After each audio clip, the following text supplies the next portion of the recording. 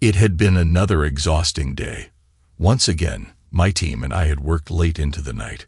Crunch time always came with this level of intensity, and as the lead programmer, I felt responsible for staying every step of the way. More often than not, I was the last to leave the office. Tonight was no exception. After securing the building, I headed out, crossing the dimly lit parking lot to my red BMW 650i coupe, ready for the short drive home. My thoughts were still on the project. We'd made significant progress, with bug numbers finally dropping after a tough week. Hundreds of issues remained, but the pace of discovery was slowing, and the team was keeping up with fixes. In 2 weeks, we have a gold master ready to ship. As I walked to my car, I realized I wasn't alone. The sound of quickening footsteps reached me. Lost in my thoughts, I hadn't turned on my usual music, which would have drowned out the noise. Turning to see who was there, I froze as a gun came into view, pointed directly at me. Instinct kicked in. I ducked, but it wasn't fast enough. A flash came from the gun, and pain tore through my chest, just above my heart, fracturing my shoulder. The force knocked me back against the trunk of a nearby car, and I collapsed into a sitting position. Through the haze of pain, I saw the shooter framed by the glow of the parking lot streetlights. Another flash lit up the night, or maybe there were several. A bullet slammed into my lowest rib on the same side, and the world began to blur. My vision darkened, and I fought to keep my eyes open as the shooter drew closer. In that moment, I knew it was the end. My final thoughts were of Sophie, my wife, and Amelia, my daughter. I prayed they could forgive me for not being there for them. I regretted the years I spent working through countless crunch times instead of being with my family. Voices shouted from somewhere in the distance, familiar voices that I couldn't quite place. It didn't matter. The gun fired once more, biting into my left leg. Then I watched as the shooter turned and ran away. Moments later, I felt a familiar face lean over me. Nora, our graphic designer, appeared and spoke to me, though I couldn't hear her. Then I saw Daniel, our assistant producer, and Steve, the AI programmer, both of whom looked down at me with concern. As the world began to blur and fade, I fought to stay awake, focusing on Nora's face until I could no longer keep my eyes open. The next thing I knew, I was looking into the eyes of someone I didn't know, feeling a searing pain in my chest. As everything faded to black again, I saw the paddles in his hands. I had died, but somehow he had brought me back. Waking up, the first thing I felt was pain, not the intense agony from before, but still enough to make my body ache. I opened my eyes and saw the source. A nurse was holding my leg, flexing it back and forth, working out the muscles in the leg that had been shot. I tried to speak, but my throat was dry, and all that came out was a scratchy grunt. The nurse quickly dropped my leg onto the bed and looked at me as she noticed my eyes. Hours passed. The doctors had seen me. Nurses gave me ice chips, and slowly I began to feel better. Well, at least I could talk again, but my strength was gone. It took everything I had just to lift my arm, let alone do anything else. At least I was alive. I learned that I'd been in this long-term facility for 10 months. My only visitor had been Amelia, but she hadn't come by in 6 months. Her phone number was the one on record as my next of kin. They couldn't tell me anything about Sophie or the circumstances of my shooting. The notes on my file also requested that the police be contacted upon my waking, and sure enough, they were my first visitors. Mr. William Blackwood asked the older of the 2 detectives. I nodded. He introduced himself as Detective Ethan Hayes with his partner, Dario Bossi, and asked if I could answer a few questions about my shooting. I agreed and recounted what I remembered of that night. Once that was over, the questions took an unexpected turn. Mr. Blackwood, how long had you suspected your wife of having an affair? Detective Bossi asked, drawing a sharp look from his partner. I sputtered, having an affair. What are you talking about? Where's my wife? She'll tell you she's not having an affair with anyone. I apologize for my partner's question. Hayes interjected. But I regret to inform you that she was indeed having an affair with Isaac Gall. Do you know him? Sophie having an affair. It made no sense. She was my whole world, especially after Amelia was born, and I had been hers. It had always been the three of us. I worked so hard for them, so they could have everything they wanted. I couldn't wrap my head around the idea of her having an affair. The name Isaac Gall was familiar, but I couldn't place him immediately. I recognized the name, but I began. Then it clicked. He was my daughter's middle school English teacher. Yes, that's how we think they met.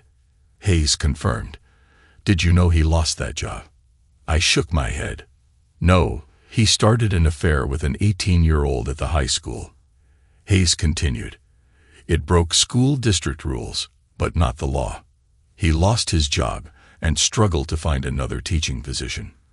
Eventually, his father passed away, and he ended up running the local coffee shop. G Cafe, I said, thinking about the place my wife loved to get her coffee from. Yes, he replied. We think this is where your wife and Gall met again. That would be right. She loved the coffee in that place. I'd rather drink sewer water, though. I told them that would be the opinion of most of the town, I would say. He barely broke even, we discovered. I still don't believe my wife is having an affair with this man. I can see how they would see each other regularly. She would go there often, but an affair seems to be a big stretch to me. Okay, let's try another line of questioning, and we'll come back to that. Does your house have a security system? Yes. What kind of system features basic stuff, really alarms on the garage front and back doors, motion detectors in the downstairs rooms, all with a direct connection to the alarm company we use? No cameras. No, I didn't like the idea of them having a record of my life sitting on their servers. Too many security breaches with these internet companies to feel safe. Why? Did you install any cameras yourself? No. The only cameras in the house would be my digital cellular camera and the ones built into our laptops. Again, why are you asking? There are cameras throughout your house. We recovered a DVR system hidden in the basement that had recorded nearly a month's worth of footage leading up to your shooting. Who put them there? We and your daughter assumed it had been you, that you suspected your wife was having an affair. She couldn't figure out how you knew, though. She didn't suspect. I didn't either.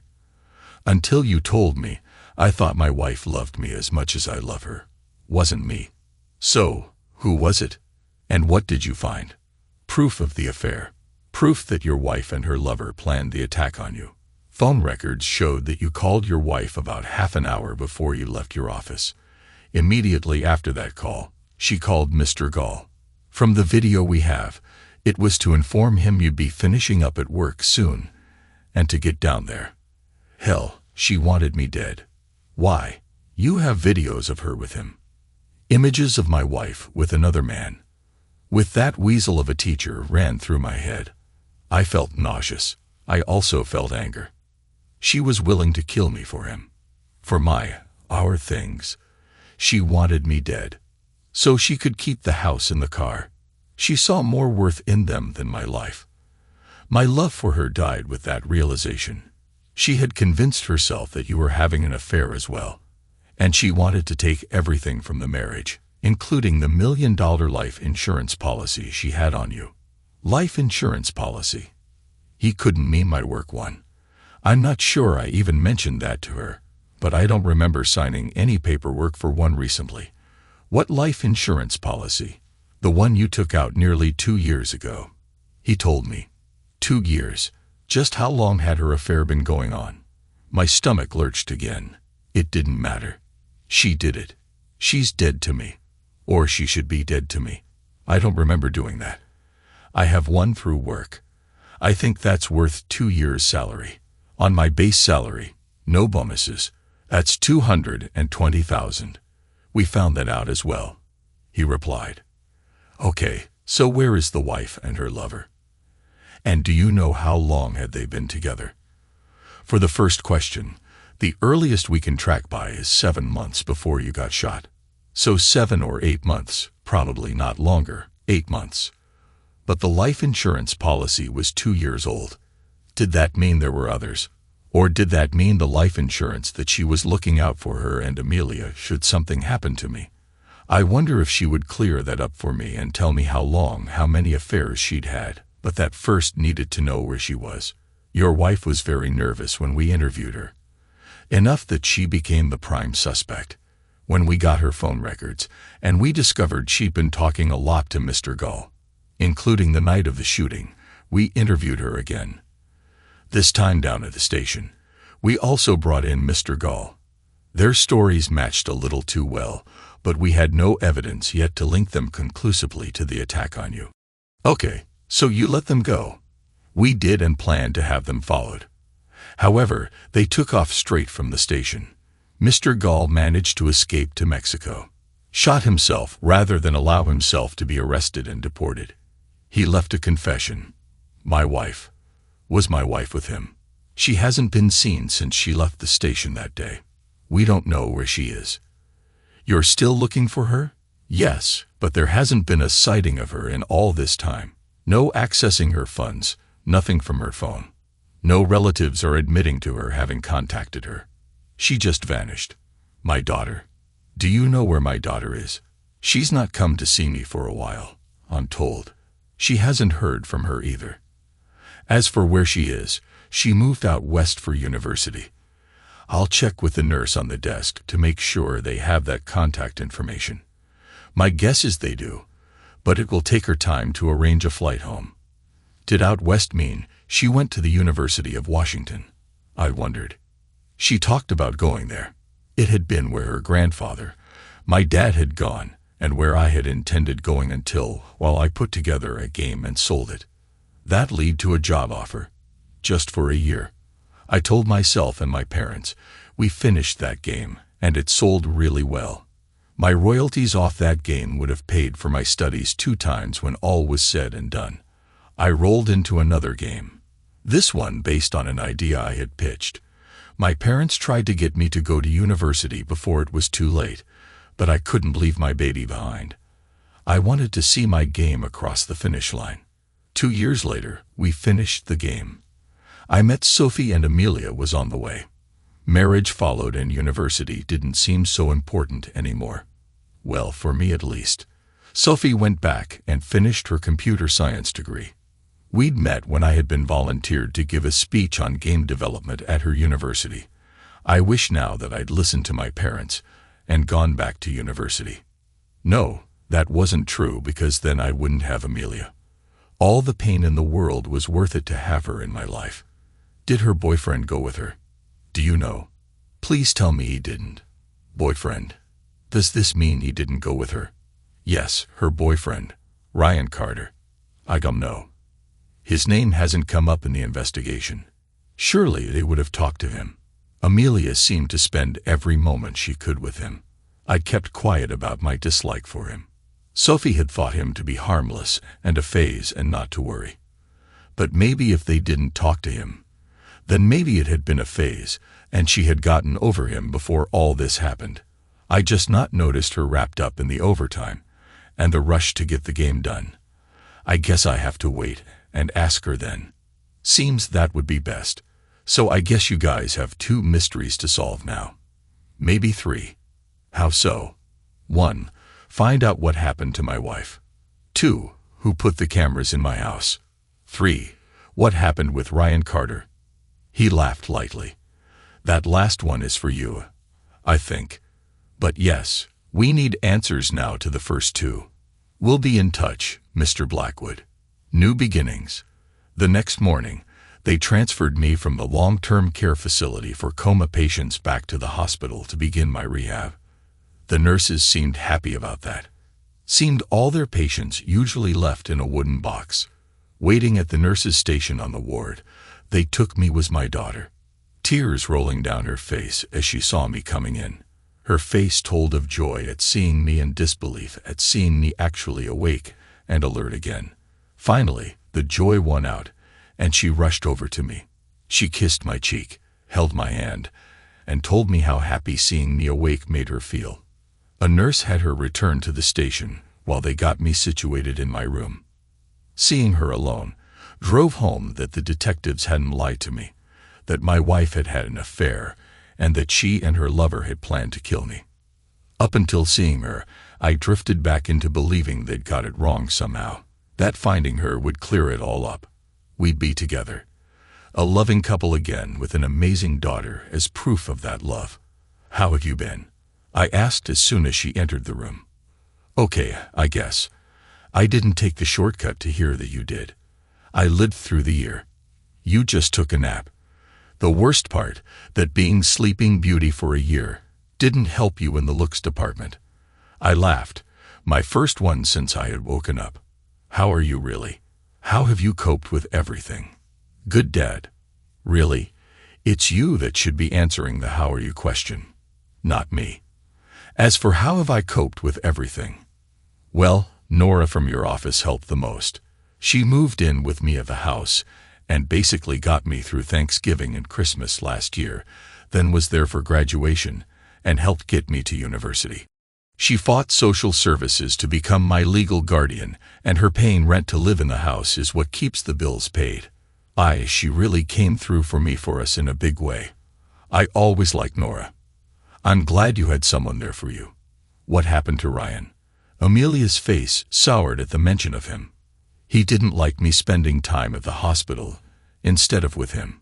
He kept pestering me to use the empty house time for us to get together. Then a week after you got shot, he was gone. Never heard from him again. His best friend told me he lost his job and moved back in with his parents. But I know that to be a lie. His parents died. He lived with his grandmother until he left school, then got his own apartment. I asked at the Staples about him weeks later. The manager told me he just phoned them and said he couldn't come back. Loser, you're so better off without him. Why didn't you tell me that at the time, Dad? Your mother convinced me that if I said anything, you'd attach yourself more to him. Screw that bitch. I wasted too much time with that loser. Dad, next time tell me you don't like." "Okay," I nodded. "Sure." "No, I mean it. Mom, she's a bitch. I bet she like losers like him. I want your opinion, good or bad. Please." "I will. Honey. So, is there anyone new in your life?" "Not really. There is one that might be something. He only just got the courage to talk to me, and then I got a call and had to jump on a plane.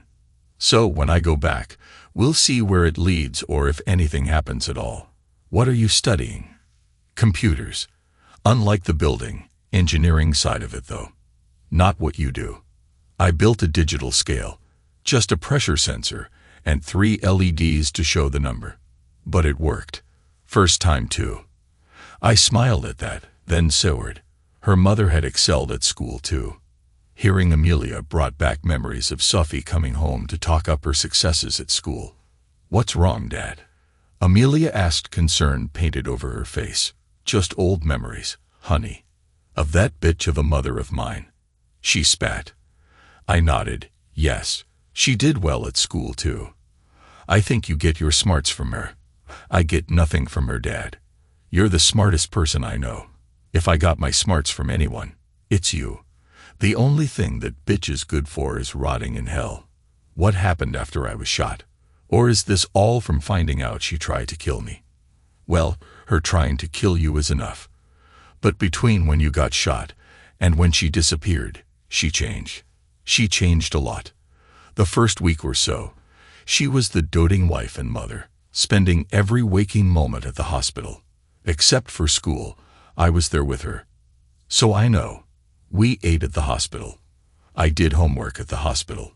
She slept at the hospital too, sending me home. So I had fresh clothes and showered for school the next day. When you didn't wake up after that first week, she changed. She dressed a little revealing. Would say she was going to the hospital, but frequently.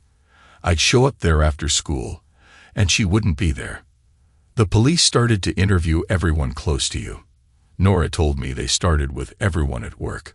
Your friends at your Sunday morning pickup soccer game. Finally, they got to me, and then Mom. After they talked with Mom, she seemed on edge. Always seemed to be looking over her shoulder. She wouldn't drive the same way anywhere 2 times in a row. That shit made me late for school a couple of times when she convinced herself she was being followed. She sighed, looked around the room, then continued. When the police asked her to come in for a follow-up interview, she had trouble putting the phone back on the receiver because hands shook so badly. Yet she still went. After she'd taken me to school, I walked home that day. I thought at the time that she'd gone to the hospital after the police and lost track of time. But when she didn't come home, I started to worry. I called the hospital, and they told me you'd had no visitors that day. I had my laptop open looking up the number for the local police station when Nora called. She always called on nights she couldn't pop into the hospital to see you back then. I told her the bitch was missing, and she insisted on coming to our house. She left work to come over. I'm pretty sure she took a lot of shit for it. She slept in the spare bed that night, and together, we went to the police station the next morning. The police came and searched the house. Nora stood there with me. They found these hidden cameras in a box in the basement that recorded the contents.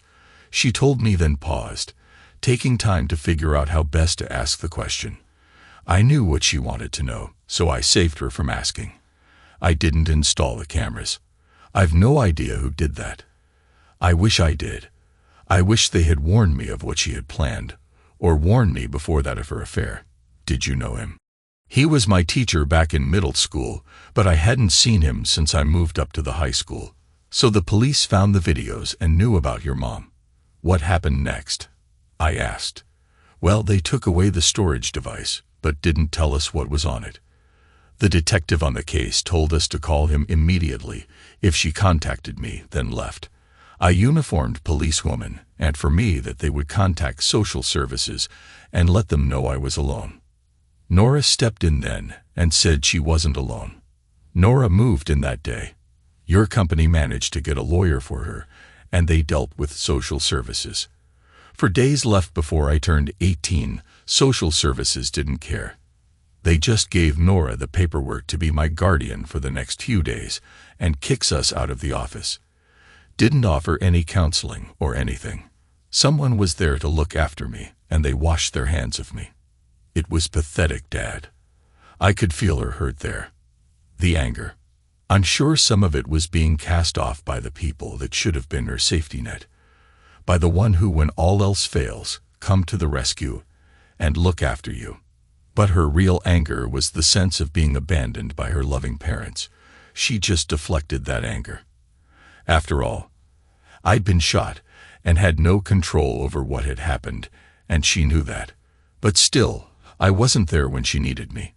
Her mother, she had run away, fleeing the results of her actions. I wondered if she even gave a thought for the daughter she had left behind.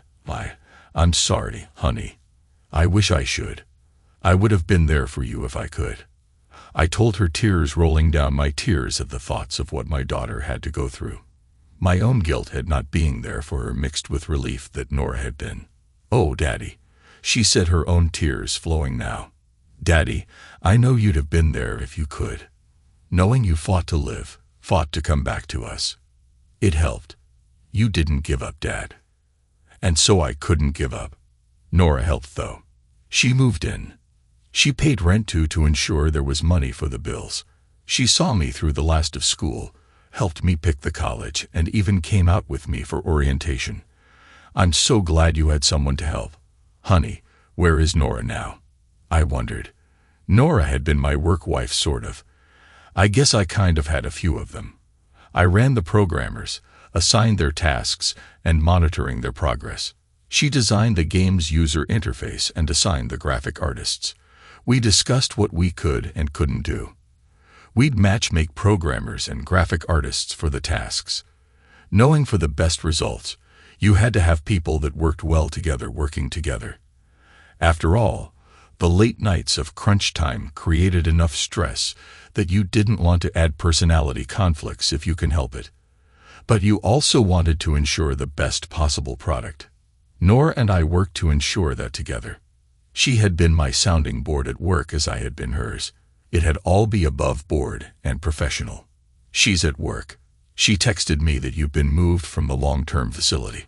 I was told you had woken up, and she went there this morning. She'll be by in the evening. I should tell you she still lives in our house.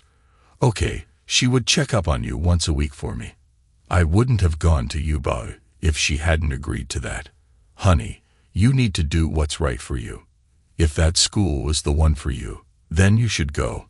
No matter what, your grandfather would be proud you went to his alma mater. He wanted me to go there. I just found life got in the way of that. Our conversation got put on hold then when a doctor turned up to examine me and sign off on my starting physical therapy. After he left, I noticed that she pulled my daughter into a room. I assumed to talk about next steps, the kind of support I'd have if released, and that kind of stuff. I told him I had no idea what would be at home for me, explaining my daughter was now in university on the other side of the country, and that my wife and her lover were the reason for me being here in the first place. It left me with my thoughts and emotions for company. I felt a wave of seething anger for my wife, leaving our daughter to fend for herself. Stupid really, because Nora was an adult. She could take care of herself, or could under normal circumstances. Losing both parents wasn't that.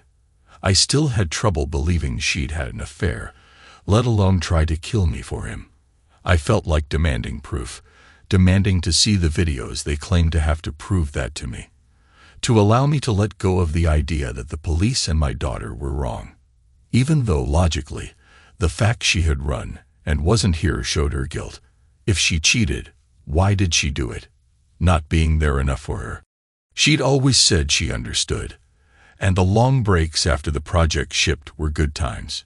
She knew we had been getting close to the next one. By the timesheets, this one would be a month long. I could extend that with the 3 weeks I hadn't taken, giving us all of December and January together possibly.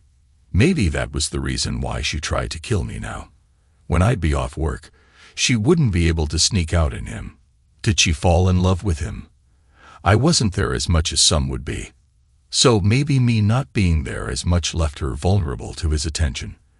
Then, given his more limited prospects, they decided to try and keep everything we had. Problem with that, it didn't sound like my wife. I had to admit, unless she was found, I would never know why. Even if they caught her, she might not feel inclined to tell me anyway. Maybe it was best to focus on getting better, looking to the future and making sure I was there for Amelia whenever she needed me. Amelia returned from talking to the doctor, and our conversation turned to more mundane things. She talked about her courses and projects at school, where her friends had ended up for college and the new friends she made in Seattle. She talked of attending Washington Huskies football games and trips to the Seattle Thunderbirds later. Nora joined us, and she added gossip from the office update on the game we've been working on when I shot in the new game, a sequel to my last game. That game, it seemed, had lots of problems. Daniel had left to take up a producer role in the Bay Area, and exposed who did the real management work on our team. We all knew it.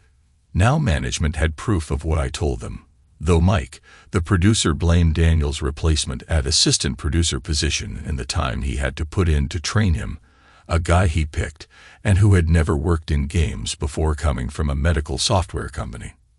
Nora wanted to quit, go do her own thing. That last item had me wondering if she had stuck around just for me and to support Amelia. I would need to talk to her when Amelia wasn't around. A few hours later, we were all yawning and decided to call it a night. As they headed out of the room, I realized one thing they hadn't asked. Amelia, did you come straight here from the airport? Yes, Dad. Where is your suitcase? At the nurse's station. Okay. Love you. See you tomorrow. I love you too, Nora said with a smile. Amelia smiled at hearing it and walked out of the room, missing Nora blowing me a kiss before exiting herself before I had time to react. Recovery turned out. I woke at just the right time for Amelia. It had been a day before the reading week prior to heading into exams. She had even talked to one of her professors and managed to get her exams proctored through a friend at the state university, an hour's drive away. It would mean some late-night exams as they insisted on her doing them at the same time as her classmates. But she could do them here and remain with me. She spent days with me, her laptop, and course textbooks in hand. I quizzed her when she asked. I talked through solutions that I would use in some of the situations presented. I had fun. Ignoring why I was in the hospital was an added benefit, and felt Amelia and I getting closer than we'd ever been. The physical therapy kicked my butt in those first 2 weeks. I walked on shaky legs down a channel created by 2 bars I could use to hold myself up if I needed at the end. It got me released in time for Thanksgiving at home, which Amelia and I ate at a local hotel. Nora had headed out of town, gone to visit her parents, sister and brother in Florida. I expected that entering the house for the first time would feel like coming home. It didn't. It felt like I'd walked into a crime scene, seeing the ghosts of my wife's crimes in every room. With Nora gone, I slept in the guest bedroom rather than the master. Nora's scent was more comforting than anything else in that house other than my daughter. I knew that I'd have to sell this house. A fresh start, a complete break from the memories of all the good times with my wife and the ghosts of what might have occurred in these rooms by her. The day after, I called a real estate agent and started the process of putting the house on the market. He warned me it was a slow market and the slow time of the year, so I should expect it to take some time to sell a house, maybe even into the new year. Monday after Thanksgiving, I went to work and arranged to spend time working from home. I'd just be a programmer on the game. My job would be to work through the bug database, coordinating with the person assigned the bug via Skype, and then looking to fix it if they were agreeable to that. I knew most of them would be, unless they knew exactly what the problem was and had a solution for it. Then offloading it would be a blessing to them. Tuesday, Nora brought home a console and a work laptop for me to use, and after my morning trip to the hospital for physio, I began work. It felt good to be back to work, even if I wasn't yet back at work. The afternoon proved to be a lot of fun, sitting there looking for bugs and talk through the problems and solutions with my daughter. Wednesday, we got up early and dropped Amelia off at the airport for her flight back to school. We had a tearful goodbye. I felt like my life was leaving again. She didn't really want to go either, having just got me back. But she would be back soon for Christmas, and I suddenly felt like a change of scenery could be good for me. So maybe I would follow her out there after I'd found a new job. I returned to work properly a week before Christmas, the day after the Christmas party that I attended with Nora as my date. No, we hadn't got together. She had a long-term boyfriend. Though, strangely, he never came around the house, and she never spent the night at his place. Christmas holiday was good. Again, just Amelia and me. But we enjoyed ourselves. We even drove into Philadelphia for a Flyers game on the 27th, a present from Amelia to me. But it could have equally been for me to her. In the new year, she returned to school, and Nora returned from Florida and a trip to her parents. My physio was down to once a week. Midway through the week also brought a visit from the police. They returned the storage and control device for the cameras that had been in the house, along with the cameras themselves. They had cloned the videos to their systems, which was all the evidence they needed. They had tracked the system to a purchase made from Costco in Baltimore that had then been returned and sold to a discount warehouse chain, and whoever bought it there paid in cash, and the trail went cold. I sat and watched some of the video footage that day. After I downloaded the software for the system, it took a while to find the company that made the system no longer supported it, and their newest software for the new system didn't recognize the hardware. Thankfully, tucked away on the edge of the internet on an abandonware server, I found a version intended for an older version of Windows, but worked thankfully the latest. It had problems in that the connection to the hardware would break at odd intervals, but I could see the video and hear the audio. I wished I didn't in the end, wished I just left it alone. The interface for the software presented a timeline at the bottom, list of cameras at the top. When the system had camera footage to show, then it would expand to show a play window. When it didn't, it shrank down to just a Windows title bar with the camera name. If more than 4 cameras were active, then 4 would show footage, and the others would show a black screen and a prompt to click to view that camera's footage would then be displayed. And one of the 4 would stop. I rolled the slider through the initial footage that showed the police searching the house. Various camera lighting up as they went from room to room in the final footage, showing the back of a male officer as he pulled the plug on the system. Scrolling through, I found the start point of their last encounter together. The doorbell rang and my wife, who had been pacing around like a caged animal in the living room, went to answer it. The pair came into the living room. Have it being the first audio, it came from my wife. Of course, he told her, opening a child Spider-Man book bag and producing a gun. The gun that had shot me. Seeing it caused me to feel the pain again that night. When I recovered, Sophie was talking him down quickly. I don't want him to suffer. Promise me you'll get close enough, and it'll be quick. As painless as it can be. Sweetie, I'm a ninja. Trust me. He won't hear me coming, and it'll be a single bullet to the back of the head. He'll be dead before he knows he's been shot. Enough talk. I expect some personal attention and affection before I leave. Any hope I had that somehow my wife had been innocent ended there. They started to kiss. Clothes got strewn all over the living room, and then she blew him for one load. Once he'd recovered, they moved from the sofa to my easy chair. I watched and I figured she'd got what she wanted and was done. But no, she had done more. I fast-forwarded through the rest of that encounter and found them in the shower together. Truly showering at first, then that too turned to sex. Finally, he left. I noticed by the time stamp, it was 10 p.m. Had he waited outside the building for 4 hours? The answer came from watching my wife. She sat on the sofa in the living room watching television. Around 11, Amelia turned up and went to bed. 130, the phone rang. It was me telling her I'd be leaving for home soon, and sure enough, she then called him and told him it was go time. I felt sick to my stomach then and there. She had just sent her lover to kill me, and did it as nonchalantly as she would have if she was ordering a pizza. At this point, I just scrubbed back through the timeline. Looking to confirm what the police told me that it was just him, I noticed they took great delight in having sex in places I considered mine. The marital bed, my easy chair in the living room, on my desk and chair in my home office down in the basement, and in the front seat of my car. That last one caught me by surprise. The only time Sophie had my car all year had been to take it in for a service for me, and she'd used that time to ensure she and her lover screwed in the car. After I'd finished, I knew I needed out of the house as soon as I could, and I needed a new car. I just couldn't bring myself to drive the one sitting in the garage.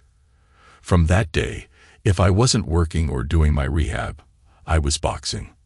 I started with her clothes and her knickknacks. Once boxed, they got donated to the Salvation Army thrift store. I'd not been back in the house an hour that day when the phone rang. The old gentleman I'd offloaded my wife's things to called to tell me they'd found $100 in the jeans pocket and offered to send it to me. I told him to stick it in a donation box, theirs or in other charities. Once I felt I'd exorcised enough of her to make the house bearable until it sold, I made an appointment with a lawyer. The first meeting turned into a complete bust. With us not knowing where she was, we couldn't do a quick divorce. I wouldn't be 90 days then filing and waiting for the divorce decree. No, I had to look for her.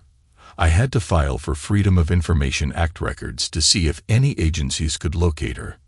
This despite an open investigation that was looking for her. I left my lawyer's office in a rage after having hit some inanimate objects and screamed blue murder at the world. Thankfully, he understood and allowed me to return. Tell him I'm sorry, and then have him start the work on the divorce. Summer holidays arrived and Amelia returned home. The house had finally sold. I had a new job. I'd be working for the evil empire, or the Borg as I learned other local professionals in Redmond call them. I had no idea what the project was that I'd be working on, just that the team I'd working with had been part of the group that created the Xbox Connect. The 3 trips out for interviews during the spring had been great. It offered a chance to see my daughter between holidays.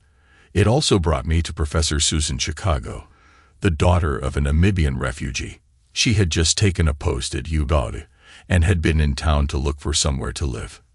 She would be moving up during the summer from Los Angeles, California, looking to be settled in before the fall term started. We literally bumped into each other, me stepping off the elevator as she tried to step on. We laughed. She invited me down to the bar for a nightcap. I accepted, and also the invite later to go to her room with her. Susan was far more aggressive in the bed than my wife had ever been with me, and it made me feel alive. Next, I knew we were both naked on the bed, and she slowly impaled herself on my rigid member. Finally, exhausted, we collapsed side by side in comparisons to what I'd witnessed on the video of my wife, and her lover flooded my mind. Sophie had been meek and submissive with me and passionate and forceful with him. Susan had acted the same. I loved it, and it left me thinking about what could have been had Sophie just talked to me. I cried. Susan took it in her stride, comforted me, and then listened to my story afterwards. Talking into the night, talking until the orange light of dawn breaking flooded the hotel room. We then made love, slowly, with passion and a closeness that I'd felt only with Sophie before. We had breakfast together, then said our goodbyes. I headed to the airport, and a flight home that I slept through. She continued her search for a place to live. We'd exchanged contact information, and I was pleasantly surprised when we landed to see emails from her with pictures and details of the condos and houses she had seen that day. I found I was happy again, but that didn't last long. When I got to the house, Nora greeted me and immediately noticed a change in me. I told her about my trip, meeting Susan, and how we just clicked. Nora expressed her joy for me, then excused herself, saying she had a date with her boyfriend. She didn't come back to the house that night, or for the next 2 weeks, at least when I was there. The next day, she turned up late for work and immediately headed to HR. It took a week before I found out she'd given her 2 weeks' notice. The Saturday after her last day at the office, she showed up at the house and loaded up a small U-Haul trailer hitched to her care with her belongings and left.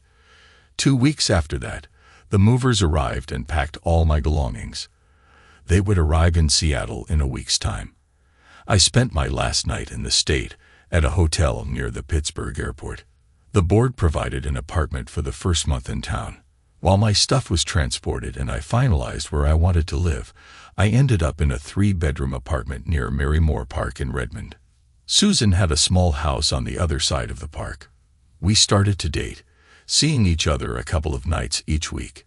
Sunday mornings, we'd go to the park and play in a pickup soccer game. I'm not afraid to admit that Susan made a fool of me and most of the other guys on that field. Then, she was a good player. She was as cagey as the 60-year-old former professional and as fast as the university student. Only when they had the ball, he smoked her and sprints off the ball. Slowly, we both came to the realization that this wasn't going to last. She said someone else had my heart. I told her I was over my wife. The end came in the run-up to my first Christmas on the West Coast. Her way of ending it made sure there would be no way back. She made sure I caught her screwing one of her students in our house. Strike that, her house. I had started to think of it as ours, but she bought it, and she had been the only full-time inhabitant. I had had it with women. I wanted nothing more than to be left alone to get on with my life, watching out for my daughter, work, and finding new hobbies. On that note, I started to learn to ski up at Stevens Pass with the little free time I had. Working as a member of the board had not turned out to be something I enjoyed. One of their measurements of dedication was how long you remained at your desk. Not that you could leave, really, if you wanted to keep your job. The deadlines on everything were set so tight that massive amounts of overtime had to be put in just to meet them. But your progress inside the company was judged by what you did over and above your tasks, meaning you lived on campus. Since that day, 2 years ago now, when I got shot, I'd felt I was stuck in quicksand, slowly sinking in and watching my life go on around me, with no one helping me climb out. Sure, there had been moments when I felt like people had offered a stick to pull me out. Looking back, Nora had tried when I look back on it, but I hadn't been ready for help then, and Susan had almost pulled me completely free, then stomped on my head to force me back in. Early in the new year, I bought a house in Kirkland. The breakup with Susan pushed me into finally putting down proper roots of my own here. The house was a 4-bedroom place with a 2-car garage that was no longer a garage. In true startup fashion, the place had been turned into an office for his fledgling company. He'd failed. The bank had taken the home that he had inherited from his parents, and I'd bought it from them. The backyard had a small garden and a big pool in it. I didn't think I'd use it, but felt certain my daughter might. I'd settled in and unboxed everything that I had in my apartment.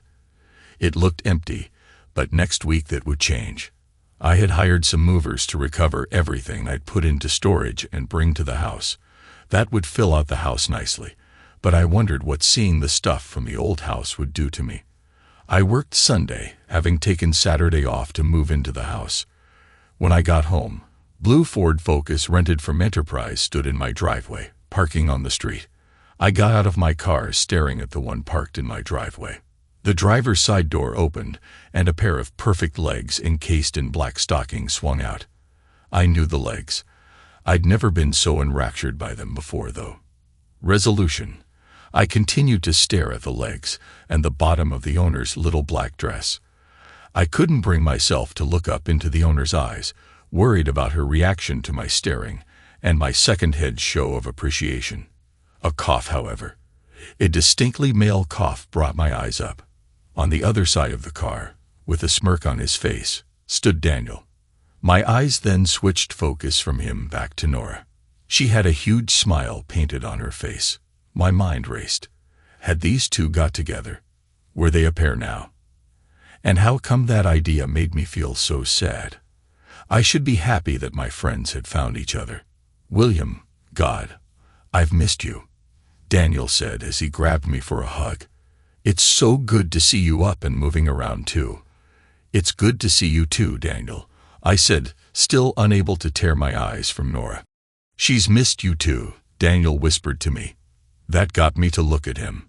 Quietly, I asked, are you two together? I wish. Boy, do I ever wish you would. He told me. What are you boys talking about? Nora asked. Nothing. We replied in unison. How's Susan? Nora asked me. No idea. We split up.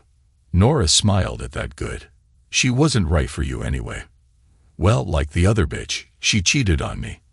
At least this parting didn't add any extra holes in me. Nora smiled again. You just need to let the woman decide you're right for her and not the other way around. Is that right?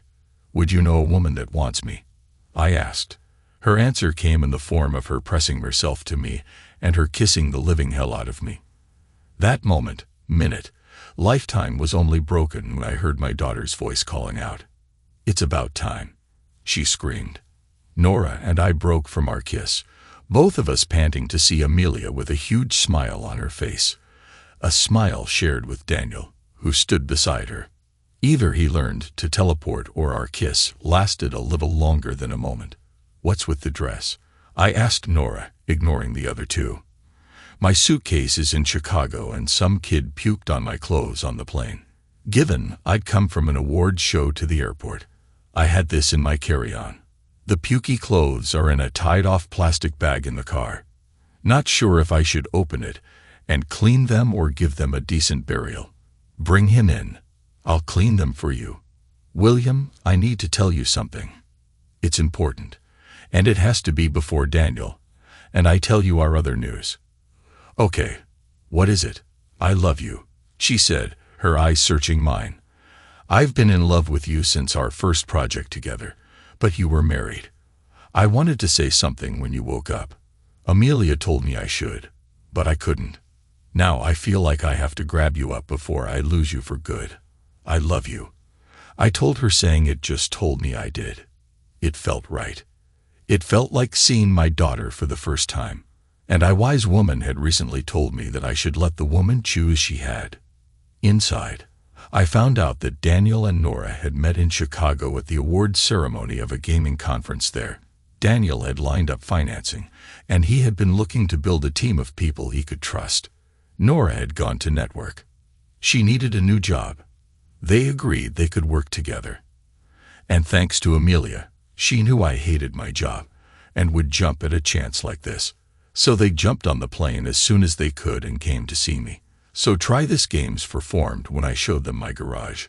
Our office location was set. Daniel and Nora would move here to the state city and into my house. It had 4 bedrooms, one for me, one for Amelia, one for Daniel, and one for Nora. I hope that you're not offering me a guest room. Mr. Blackwood, Nora told me. I looked at her confused. Why wouldn't she want to live here? My daughter saved me. He just doesn't want to presume you'd want to move into the master bedroom, Nora. I looked at my daughter like she was an alien then, but it turned to a smile as my brain processed what she'd said. Nora, I would love to have you bunk with me. If you think you can handle me, that is. I got a punch on the arm, a nibble on my ear, and a whispered message. Oh, I can handle you. I'm sure of that. Are you sure you can handle me? I gulped. Everyone else laughed. Daniel left around 10 that night, looking to catch a flight back to the Bay Area, and to date with HR in the morning. Then he began the process of relocating here. What flight are you on? I asked Nora as we watched Daniel drive off in the rented car. I don't have a flight.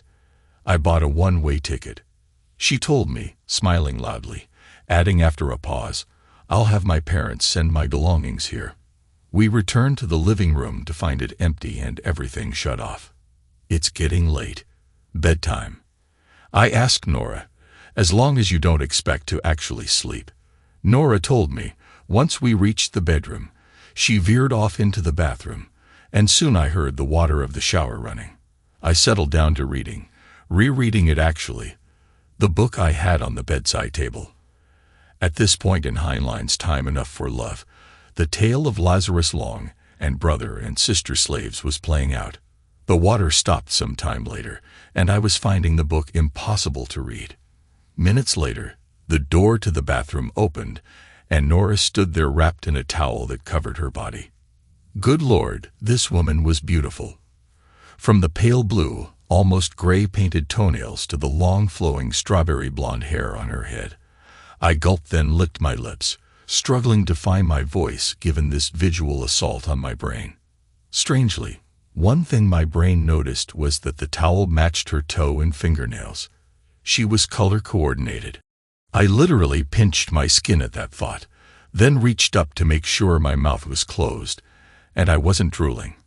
Thankfully, I wasn't. Nora smirked at me, and then that turned into a full-blown laugh.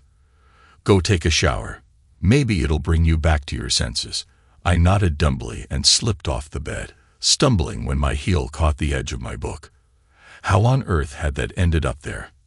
I didn't remember it falling. As I passed her, I noticed she smelled of my shampoo and my soaps, and somehow that made her more beautiful and reinforced that she was mine, and I was hers. At the doorway, I turned back and kissed her on the neck, a gentle kiss filled with as much love as I could. She slumped against the doorway and groaned. Before continuing into the bathroom, I whispered, whose senses are overloaded now.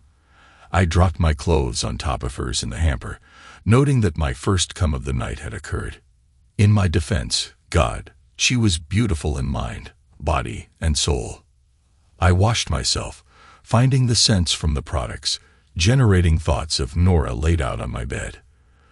The heart on it generated had me feeling like a school kid again, with cock on a hair trigger.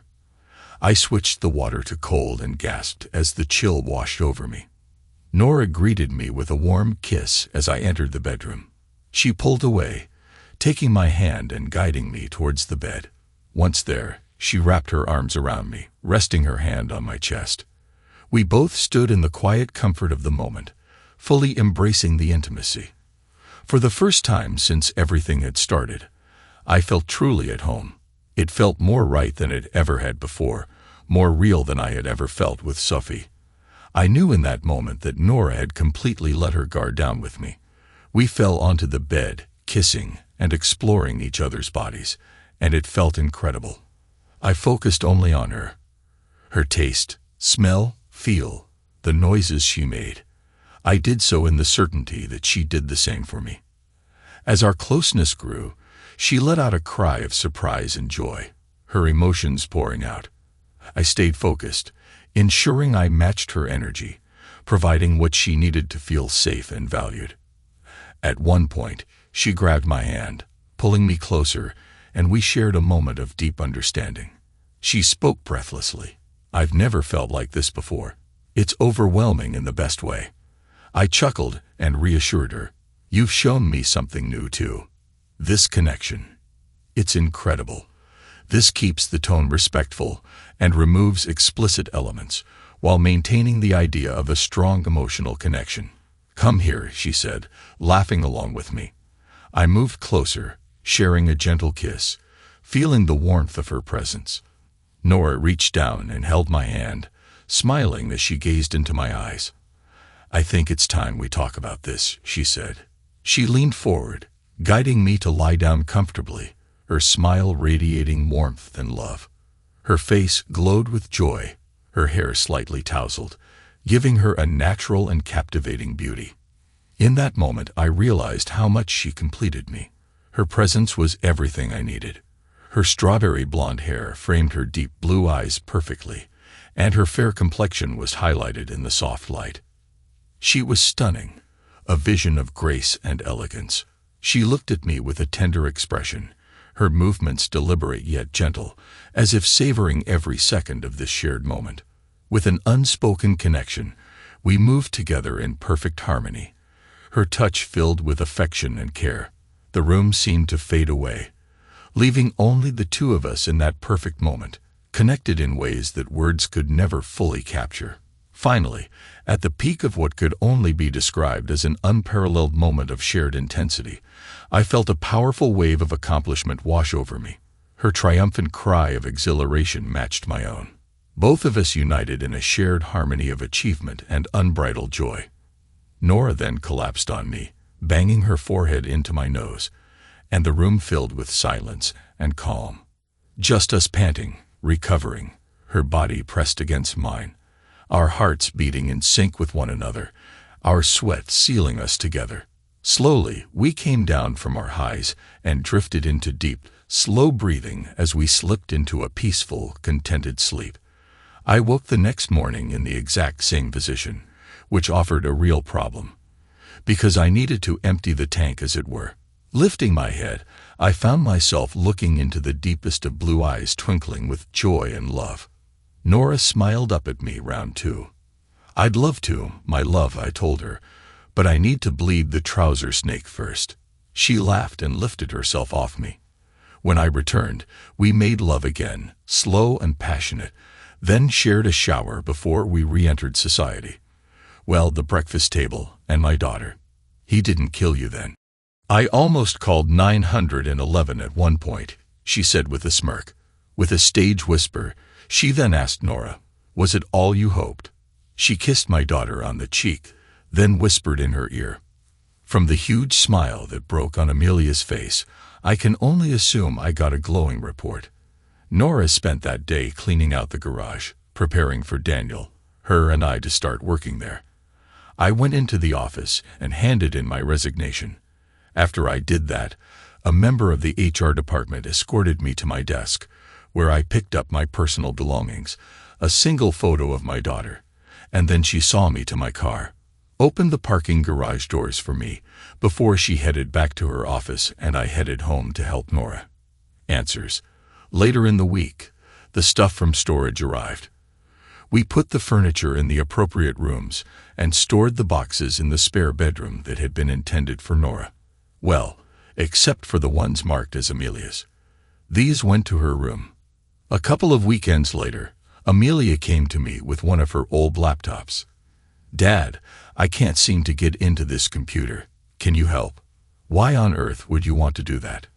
I asked, turning from the whiteboard that Nora and I had been using to brainstorm our next game's design. When I say whiteboard, I mean a whole wall of the garage that we'd wallpapered with special paper that made it a whiteboard. And the design? Well, it had used a large portion of it. I want to know what's on it. I've not used this one since before you got shot. It might have something interesting on it. "Okay," I said, walking to my desk.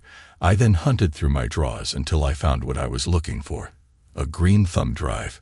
We put the drive into her computer's USB port and booted it. Windows started again. So we closed it down again, then rebooted. This time bringing up the computer's BIOS setting and adjusting it so as to boot from the USB drive first. A Linux-based recovery system booted. Then I manually mounted the 2 hard drive partitions in the system. The first contained the operating system, but the second showed itself to be encrypted. Using the recovery system, I reset the password on the admin account for the computer. We then rebooted the system and used the new password to access the computer. On the desktop, I saw something that made my stomach churn. I stared long and hard at my daughter before I spoke next. "Amelia, did you install the camera system in our old house?" "What?" she screamed. "No. Why in the hell would you think that?" I pointed to an icon. "That's the software for the system." So I ask again, "Did you install the cameras? Or do you know who did?" "It wasn't me." "Dad, if it was," she started, then went silent. "Hell," she screamed after being silent for a while. "Oh God, that a hole." "Who, Amelia?" "Ryan Carter. Why would you think it was him?" Nora asked. "I let him use that laptop to access the internet when he came around the house," she told her. I nodded at that, then turned to the computer and started the software. Pretty quickly, a dialog appeared looking for the encryption key to access the other hard drive. I canceled that dialog, and the software continued to load. But there was nothing to see. Everything had to be on the other drive. On a hunch, I opened the user control panel and reset Ryan's account password, then rebooted and logged in as him. It seemed I'd got lucky, or rather he was a complete idiot. On his desktop sat a file called notes.txt inside that a list of mundane things, like an appointment for the doctors from 4 years ago, a couple of adult website URLs with a username and password next to them. At least that's what I assumed them to be. The exciting bit, at least to me, sat at the bottom of the file, a string of alphanumeric characters, 26 characters long. I highlighted and copied the string, then fired up the software again. The normal system interface loaded, and where the camera windows would be was a simple message, "No server found." "So, there's nothing here?" Amelia asked. "This is the live interface. It can't find the server to connect to." "There should be," I told them as I searched the program's interface. "There it is." "What is?" "Oh my," Amelia said as I clicked on the library option in the extras drop-down menu, and a series of thumbnails appeared. Below each thumbnail was a date and timestamp. 5 images per line. 3 lines on the screen, and a scroll bar that indicated a lot more videos than the 15 showing currently. The top left video showed my former master bedroom. Standing naked at the foot of the bed was Amelia's former teacher. Sitting on the bed beside him, my former wife. The video beside it showed the pair in my daughter's bedroom. Next to that, another in our bedroom with everyone's favorite couple. The 4th actually contained me and Sophie. The 5th should show the former teacher and my former wife playing teacher and student in my office in the basement. She had pigtails and the uniform and everything. The other 2 lines had the same ratio, 4 of them. One of me and my wife. I scrolled down a page and saw the same thing. Same for the next few pages. In fact, then there was a series of videos of just me and my wife. I guess I now knew when the affair began. Scrolling down again, I was shocked to see Terry Mansfield, our next-door neighbors, show up in videos. The bitch was a serial cheater. I began rapidly scrolling down after that, spotting 2 other men with my former wife, including Liam Bennett with his wife Chloe. Liam had worked with us. He got fired for not putting in the same effort as the rest of us, or so I thought. Nora corrected me when she told us. He got fired when the owner caught his wife in bed with Chloe. The last few pages were had to see.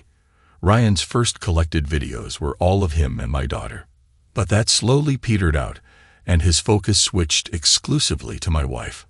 "I'll call the police," I said to break the extended silence after I'd slammed the laptop screen down. Detective Ethan Hayes still had the same phone number, and though my wife's case had gone cold, He had an interest in trying to close it. He at least felt it offered him a fresh witness, one he remembered I'd asked him about when I'd woken up from my coma when they hadn't followed up on. He told us to leave it with him, and he'd get back to us. It took him a month. "Mr. Blackwood, is there any chance you can come back to Pennsylvania?" he asked after identifying himself break in the case. I questioned. "We found your wife. Ryan Carter is being charged with so many charges that he might set a state record," came the reply after a small pause. I looked around the garage-cum-office. Amelia, Daniel, and Nora had all stopped work and were looking at me. I should mention Amelia started to work for us via the co-op program at the university, and she wants to see me. I asked Mr. Blackwood. "The district attorney is choosing not to press charges against her." What I screamed. What moron wouldn't press charges against a woman that they had on video sending her lover to kill me? "Mr. Blackwood, she's not well enough to stand trial. She might not ever be well enough for that. The report we have says never, but I like to hope in what way you have to see for yourself. I really think it might be best if you came back and saw for yourself. Just prepare yourself for the worst." "Okay, detective, let me talk with my family, and I'll let you know." With that, I said goodbye and hung up. I then explained what he told me to the three people that now crowded around my desk. Nora and Amelia felt we should jump on the next plane out. Daniel told us to go, and he'd hold the fort. A week later, we followed the directions the detective gave and arrived at the state hospital. Reception directed us to the correct ward, and the nurse had us wait while she had the doctor page. The doctor took us into an office and began with a list of her physical injuries. She lost one eye, the left one, and broken her right leg, and had it heal wrong. They would need to break it again and reset it. Long-term malnutrition had caused some problems as well. That list was long enough when he got to his specialty. It grew much, much longer. The long and short of it. She'd been through long-term continual abuse. She has been treated as a sex slave, and all-around placing by a creep that had her with nothing but time to think to up and enact his every dream. Now she couldn't cope with being a free human being again. The doctor felt it would be many years before she would be able. Nora and I married a year after that trip to see my ex-wife. We married in Florida on a beach, not far from her parents' home. They welcomed Amelia as the daughter they always wanted. She loved having grandparents again. Well, for the first time because she didn't remember her natural ones. 6 months after we married, we found out that Nora was pregnant. The ultrasound showed twins, a boy and a girl. We've not settled on names yet, which is a little worrying given they are due next month. Our first game has proven to be a big success. Great retention numbers and a high lifetime value. They have the game on a monthly update cycle with the team we hired. Our second game is just about the Leave soft launch in Switzerland, South Korea, and Denmark. If returns during that match when go worldwide, we'll be expanding again. I've had to talk Amelia into finishing her degree a few times, given she'll be a paper millionaire soon, if she's not already there. I've not looked at the financials lately. Sophie lives next door to us, and Amelia insisted on stepping in to help. I couldn't refuse, especially since Amelia is Sophie's only remaining family. Sophie is making steady progress. Most days, we can encourage her to stay dressed all day, though we're not quite ready to take her out in public yet. Thankfully, the University of Washington has partnered with us. They're providing her treatment, and in return, I teach a game development class there. It's actually a win-win for me, as it allows me to scout and nurture potential future employees.